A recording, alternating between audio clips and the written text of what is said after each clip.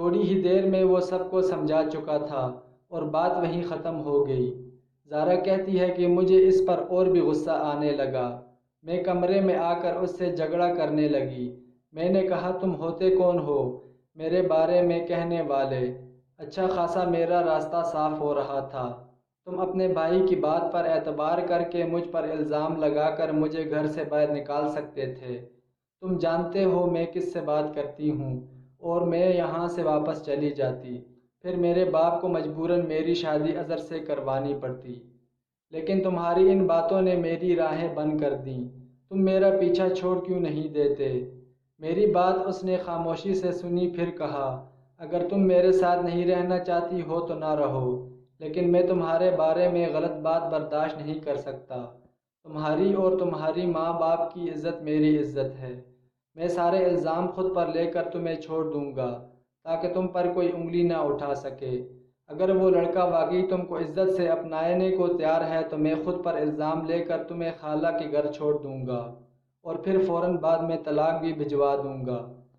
غلام محمد کی بات سن کر پہلی بار لاجواب ہو گئی، لیکن غلام محمد عزت غیرت کا مطلب اچھی طرح سے جانتا تھا۔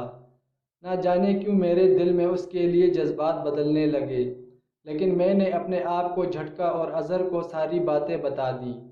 وہ سن کر خوش ہو گیا اور کہنے لگا تم اپنے شوہر سے طلاق لے لو، ہم پہلے کورٹ میرج کریں گے، تم میرے پاس ہی رہنا، بعد میں تمہارے ماں باپ ہمیں اپنانے کے لیے مجبور ہو جائیں گے۔ میں نے حامی بھر لی۔ کچھ دنوں کے بعد ہی میں غلام محمد کے ساتھ شہر چلی گئی تو اظہر کے بتائے ہوئے پتے پر پہنچ کر میں نے غلام محمد سے کہا اب تم جاؤ، مجھے طلاق بھجوا دو، اس کے بعد تمہارا مجھ سے کوئی واسطہ نہیں ہے، میں اظہر سے نکاح کر لوں گی۔ وہ کہنے لگا میں یہ طلاق کے غلیظ لفظوں کو منہ پر نہیں بول سکتا، میرا ضمیر اس بات کی اجازت نہیں دیتا، میں کاغذی کارروائی کر دوں گا۔ یہ کہہ کر وہ چلا گیا۔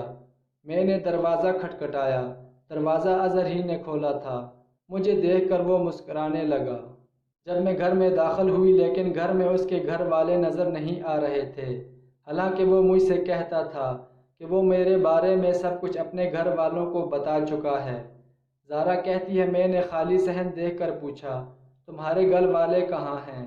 اس نے کہا اندر آؤ میں بتاتا ہوں۔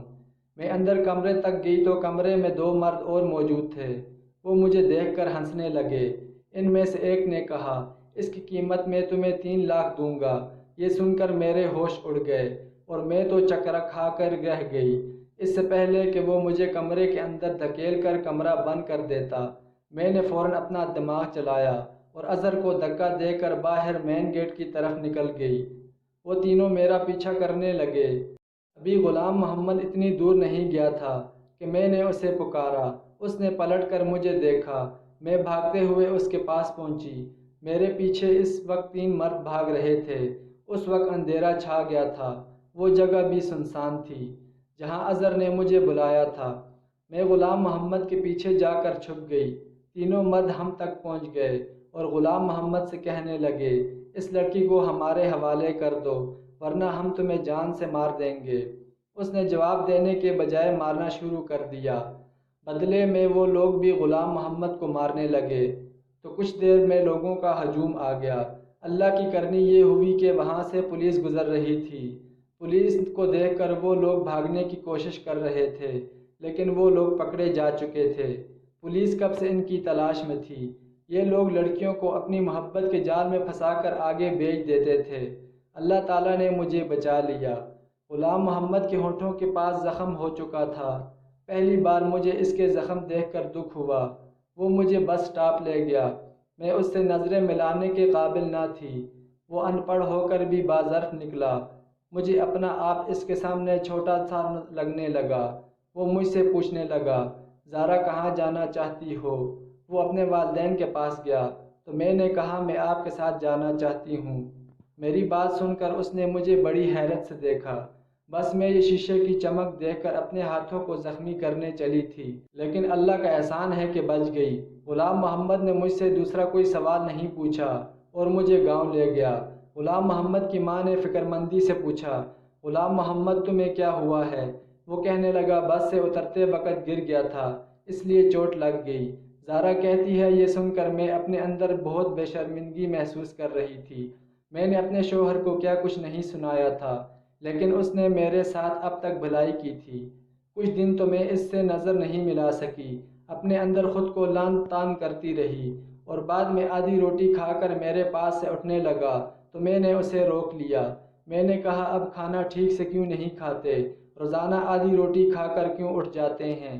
میری بات سن کر غلام محمد حیرت سے دیکھنے لگا، اٹھ کر نہیں گیا، کھانا کھانے لگا۔ اندر سے میں پوری طرح ٹوٹ چکی تھی، اس لیے میں چاہتی تھی کہ مجھے وہ خود سے معاف کر دے، لیکن وہ چپ تھا۔ دن رات وہ کمرے میں آتا جاتا۔ ایک دن میں ہمت جمع کر کے اس کے سامنے بیٹھ گئی۔ میں نے کہا غلام محمد مجھے معاف کر دو، میں نے آپ کو سمجھنے میں غلطی کر دی۔ میں نے روتے ہوئے اپنی غلطی کا اعتراف کیا تھا، لیکن وہ اب بھی خاموش تھا، کچھ نہیں بولا۔ اس نے مجھے چپ کروایا اور اپنا تکیہ اٹھا کر زمین پر سونے لگا۔ میں نے کہا آپ کی جگہ یہاں نہیں ہے، آپ سو جائیں، میں جانتی ہوں کہ میری غلطی چھوٹی نہیں ہے، بہت بڑی ہے، میں نے آپ کا بہت دل دکھایا ہے، لیکن آپ نے ابھی تک اپنا اعلیٰ زر مجھے دکھایا، ہو سکے تو مجھے معاف کر کے مجھے سینے سے لگا لے۔